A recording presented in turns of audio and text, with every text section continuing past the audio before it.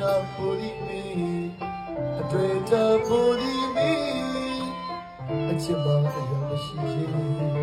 အချစ်မဖြစ်စီရင်အချစ်မစမခွေကြီး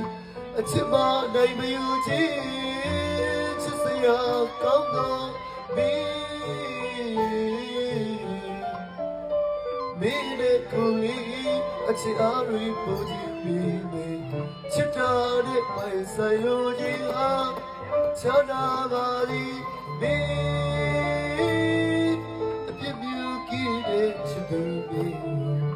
ဖြေရှင်းရပါလိ